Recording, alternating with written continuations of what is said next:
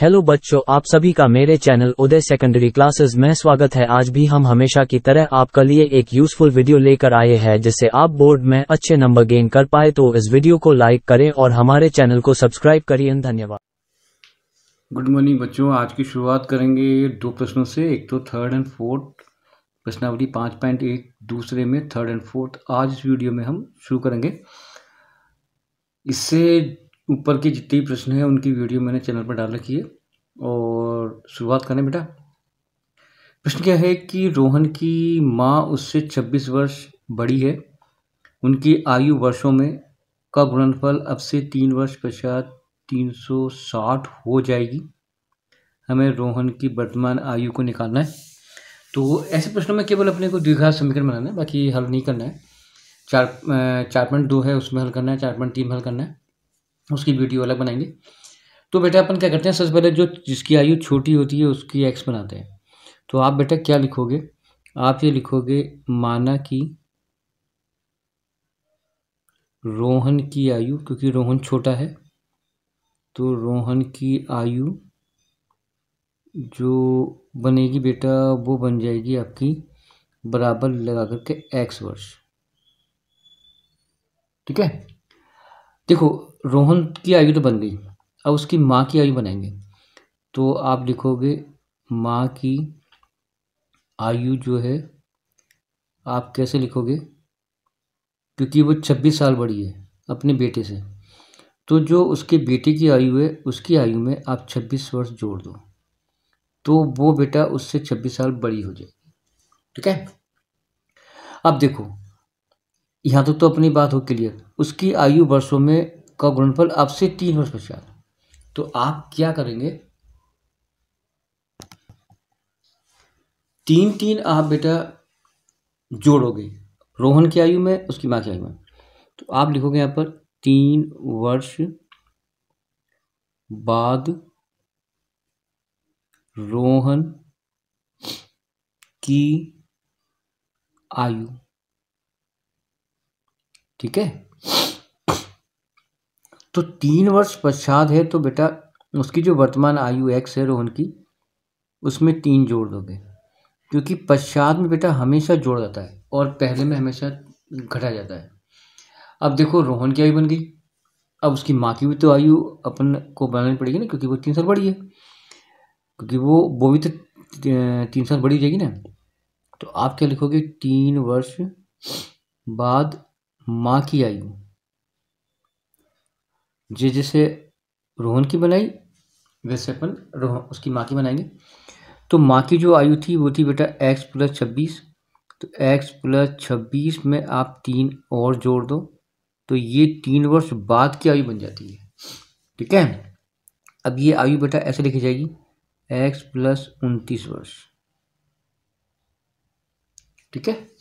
अब आगे आओ, अब वो प्रश्नानुसार जमाते हैं बेटा। आप यहाँ पे लिखो प्रश्नानुसार।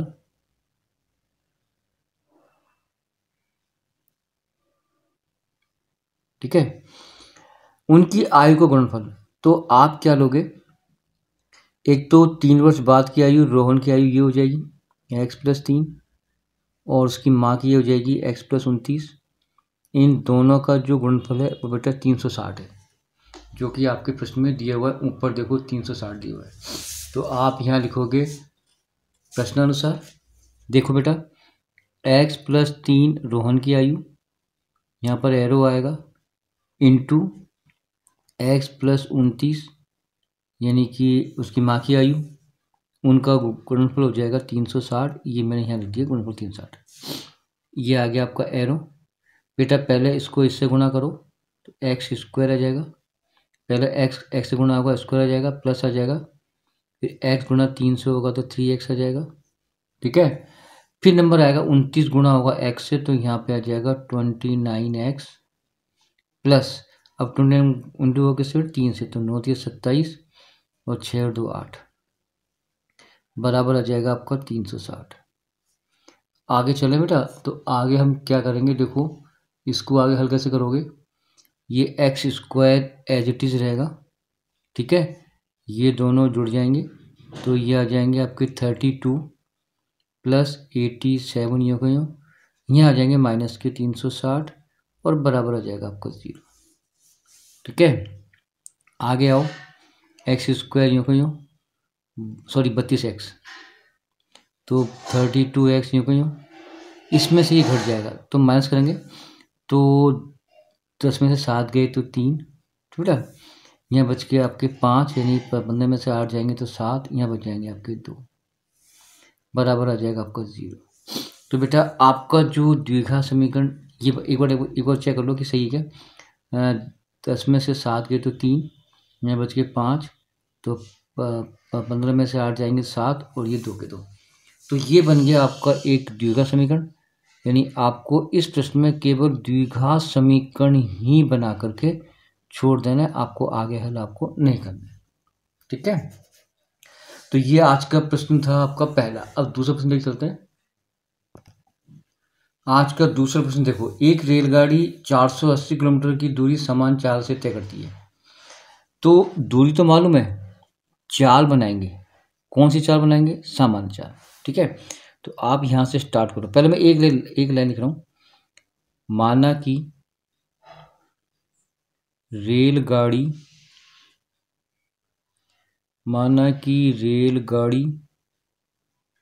की सामान्य चाल का होता है रोज की चाल। सामान्य चाल बराबर x किलोमीटर पर आवर। ठीक है, अब देखो, यदि इसकी चाल 8 किलोमीटर कम होती है, तो रोज की चाल में से कम हो रही है तो 8 कम हो रही है, तो 8 इनसे घटाओ, तो आप लिखो एक विशेष दिन रेलगाड़ी की चाल, विशेष दिन रेल गाड़ी की चाल। अब विशेष दिन बेटा, एक दिन रेलगाड़ी की चाल 8 किलोमीटर कम हो रही है और रोज की चाल कितनी थी? s किलोमीटर, तो कम हो रही है, तो रोज की चाल में से 8 घटा दो, तो ये आपकी विशेष दिन की चाल बन जाएगी और ये आ जाएगी किलोमीटर पर आवर। ठीक है, अब हमें निकालना है इसको, एक द्विघात समीकरण बनाना है। फिर क्या कह रहा है आगे, तो वह उसी दूरी को 3 घंटे तय करने में 3 घंटे का समय ज़्यादा लेती है, तो आपको रेलगाड़ी की चाल निकालनी है। ठीक है ना, चलो अब देखो, दूरी आपको मालूम है और जो दूरी है वो दी हुई है आपकी 480 किलोमीटर। ठीक है, अब यहाँ पे लिखो प्रश्नानुसार।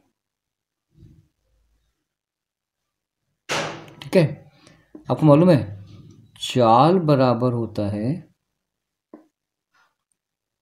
दूरी बटा समय।